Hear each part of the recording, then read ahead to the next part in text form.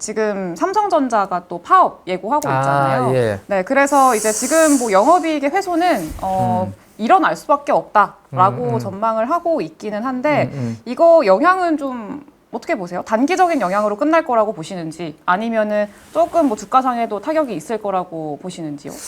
근데 사실은 뭐 요 부분은 조금 예민한 주제가 좀 될 것 같아요. 네. 그죠? 이게 사실은 왜냐하면 저도 이제 어디에 속해져 있는 근로자의 입장이고, 그쵸. 근데 이제 주주분들을 생각했을 때는 좀 아쉽고, 네. 지금 한참 우리가 이제 그래도 이제 돈을 열심히 잘 벌고 있고, 네. 메모리에 업사이클이 와가지고, 네. 지금 열심히 해서 최대한 우리나라에 뭔가를 이제 좀 기여를 많이 해야 되는 그런 상황에서 약간 아쉬운 그런 부분들이 생겨서 저도 이제 약간 그렇긴 한데, 근데 지금 이제 요 숫자로만 한번 봤을 때는 왼쪽에 보시면, 왼쪽에 보시면 이게 이제 삼성전자인데요. 최근에 4월 7일 날 보시면 246조였거든요. 연간 컨센서스가. 근데 지금 보시면 305조로 올라왔습니다. 네. 만약에 저보다 훨씬 똑똑한 분들이시잖아요. 이 지금 그 영업이익에 대해서 전망을 하시는 분들은 뭐 저희 회사에도 당연히 반도체 애널리스트가 있지만 네. 거의 뭐 웬만한 여의도의 증권사에는 삼성전자 다 커버를 하고 있잖아요. 대형주니까. 네. 그 훌륭한 분들이 네. 지금 삼성전자 1분기 실적 이후에 컨센서스 전망치를 내리지 않고 오히려 305조로 지금 올려놓은 상태거든요. 이틀 전에 301조에서 더 올라갔어요. 306조로. 만약에 노조와 관련된 이슈가 삼성전자가 벌어들인 이익에 조금 데미지가 큰 이슈였다면 네. 저게 상향 조정이 되기보다는 적어도 그냥 멈추거나 아니면 약간 누군가는 내렸을 가능성이 있을 것 같은데, 물론 저거는 컨센이고 평균이기 때문에 누군가는 내렸을 수도 있지만 지금 전체 컨센이 저렇게 올라가는 걸로 봤을 때는 우리가 굳이 먼저 겁을 먹고 팔할 필요는 없지 않을까.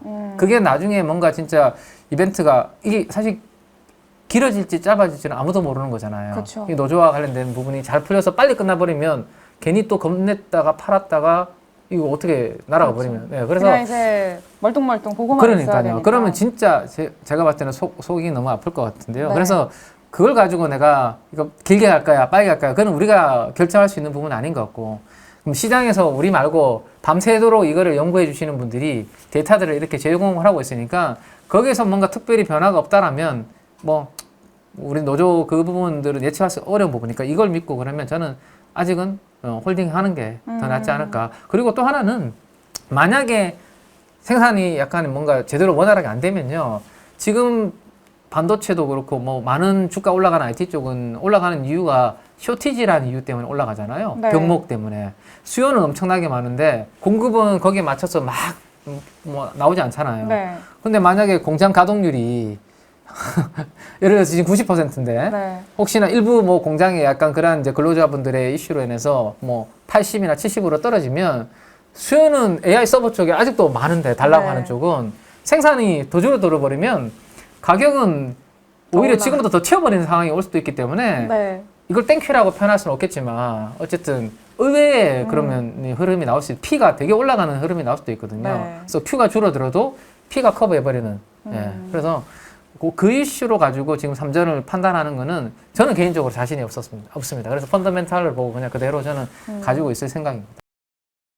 네. 네. 어쨌든 뭐 중간에 노이즈는 될 수 있겠지만 전체적인 뭐 큰 틀에서의 방향성을 훼손시키지는 못할 것 같다라고 지금 상황에서는 판단을 하는 게 맞을 것 같아요.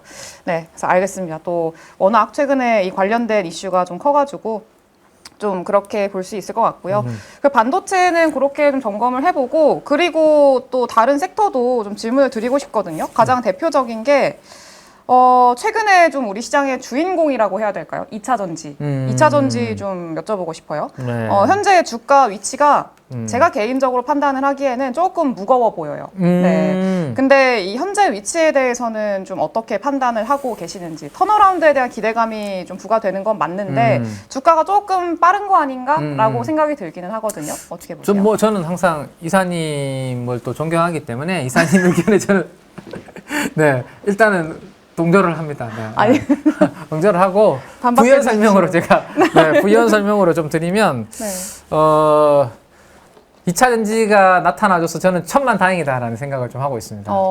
왜냐하면 너무 반도체만 이끌고 가면 좀 지칠 것 같아요, 시장이. 그렇죠. 예. 지겹죠. 이거 뭐냐, 너무 쏠림이 심한 거거든요. 네. 그래서 분명히 지수는 상승을 하는데 반도체를 안 가지고 있으면 지수 오늘 끝나고 난 다음에 지수 올랐네. 내 계좌 봤는데 뭐야 이거. 네. 이럴 수 있거든요. 네. 근데 어쨌든 섹터가 지금 확산이 되는 거잖아요. 네. 2차 전지가 새롭게 들어왔고 2차 전지는 참 말도 많고 탈도 많았던 몇 년 동안 그렇죠. 우리 개인 투자분들의 애증의 또 섹터 아닙니까? 맞습니다. 이거 올라와 줘야죠. 왜냐면 이거 올라와 줘야 네. 여기에 돈들이 이제 돌기 시작한다는 거죠, 저는. 그렇죠. 네. 23년도부터 내려오지 않았나, 2차 전지 관련된 부분들이. 맞죠. 네. 네. 지금 제가 오늘 이사님이 참 저희를 많은 걸 끄집어내시는데 또 이제 야, 뭐 어떤 이거 웬만하면 이거까지는 제가 안 또 우리 하려고. 가족분들이 지금 잘한다 이렇게 응원해주고 있기 아, 때문에. 그래요? 네. 그러면 요거를 한번 제가 꺼내드려야 될 것 같은데 네. 웬만하면 안 보여드리는데 이게 뭐냐면 자 이게 위에 그냥 영어로 되어 있는데 그냥 쉽게 생각하시면 됩니다. Relative Performance라는 건데 네. 그러니까 누가 더 잘 나가냐라고 보시면 되는 거죠. 근데 밑에 보시면 비교가 누구냐면 비교가 2차 전지랑 코스피입니다. 그러니까 왼쪽에 있는 기준으로 보면 된다고 제가 8.15 가족분들한테 제가 6년 동안 강의를 했기 때문에 네. 이게 올라간다면 2차 전지가 코스피보다 강한 구간이고 네. 이렇게 떨어진다는 것은 코스피보다 2차 전지가 약하다는 거죠. 근데 지금 보시는 것처럼 안타깝게도 약 2, 3년 전에 그죠? 피크를 찍고. 피크 치고 대량 거래가 고점에서 터지고 그게 아마 23년도 8월 달인가 하여튼 그 정도 됐던 것 같아요, 하반기. 네. 네.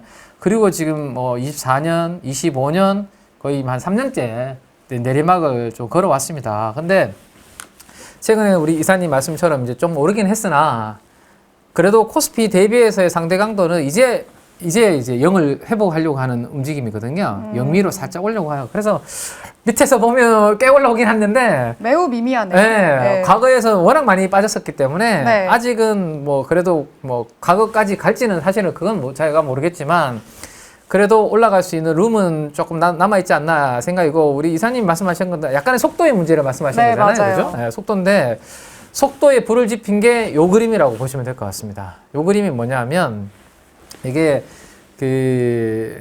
보시면 used vehicle이라고 돼 있잖아요. 이게 네. 중고차죠, 중고차. 네.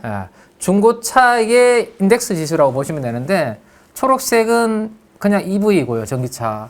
밑에 파란색은 난 EV니까 이거는 그냥 쉽게 우리 내연기관이라고 보시면 되거든요. 네. 자, 뭔가 갑자기 EV는 올라가고 내연기관 오히려 이렇게 꺾이는 시점이 나오는데 중동 사태 때문이죠.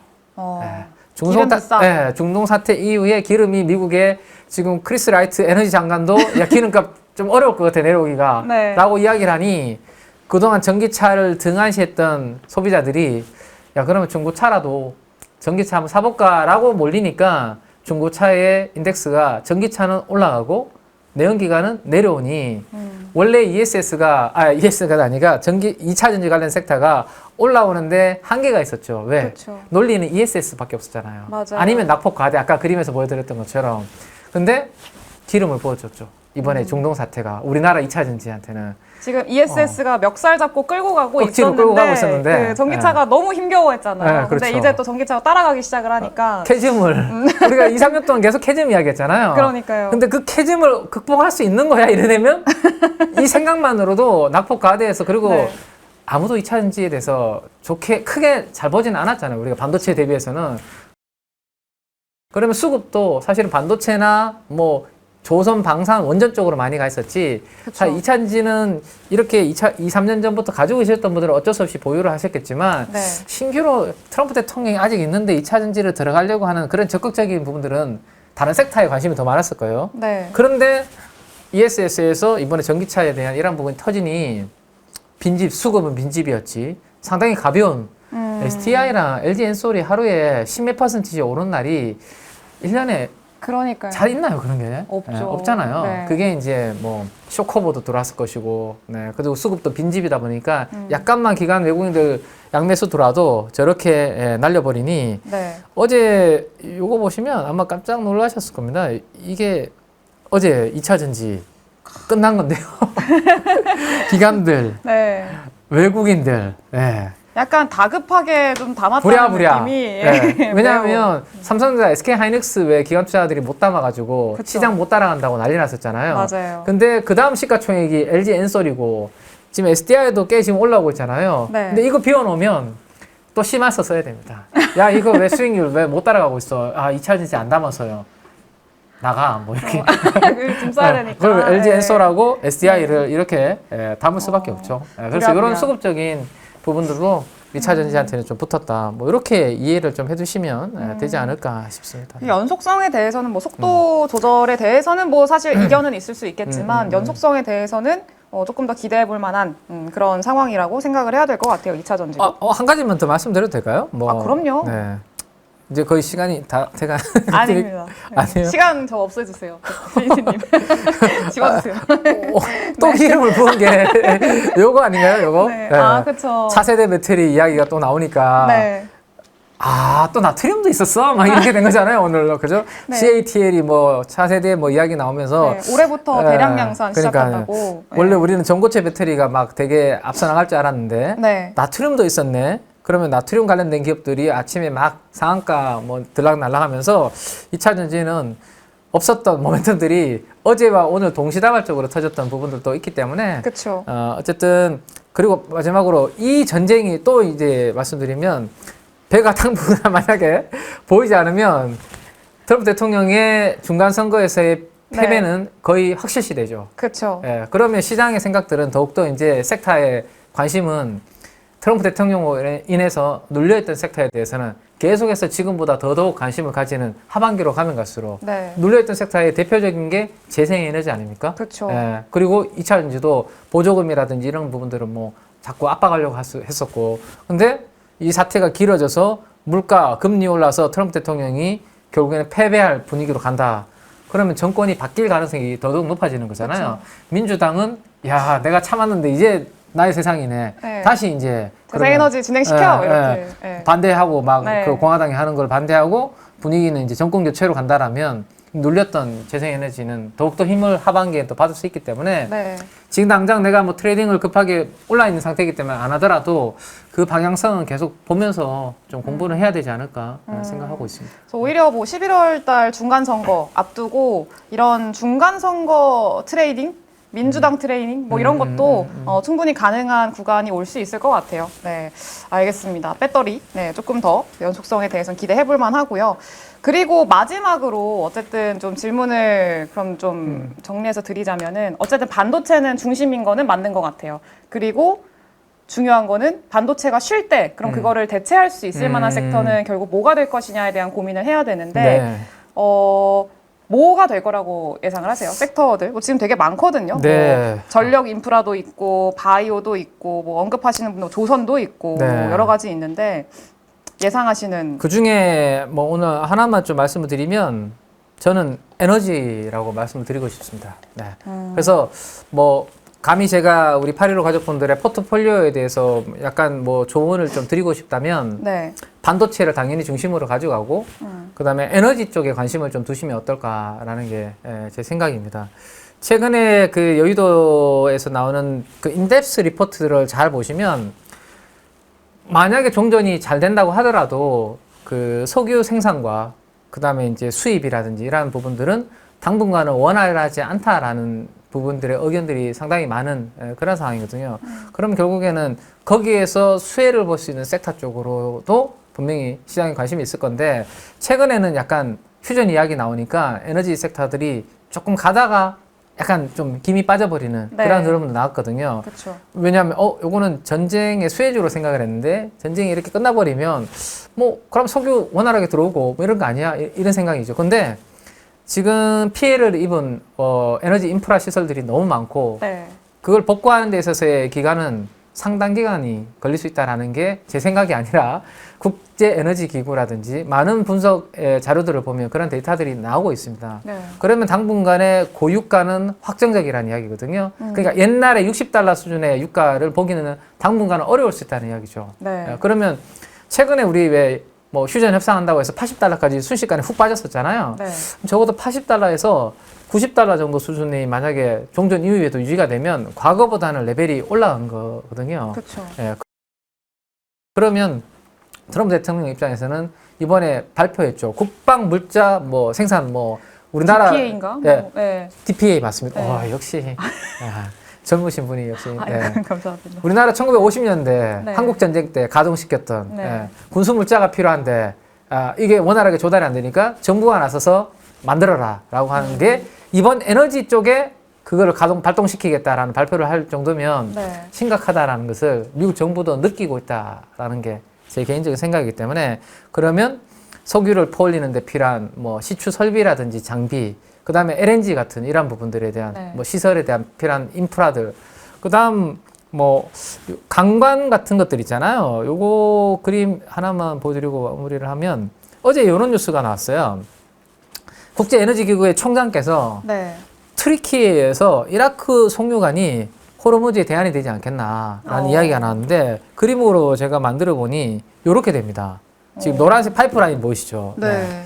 결국에는 시추하는데도 강관이 필요하지만 저런 파이프라인도 앞으로는 더 필요할 수 있거든요. 그래서 지금은 휴전 종전 협상 이야기로 이야기 때문에 약간 주가는 오히려 반도체는 좋고 뭐 MLCC 좋고 다 그런 IT 테크 섹터 좋은 바람에 눌려 있는데 네.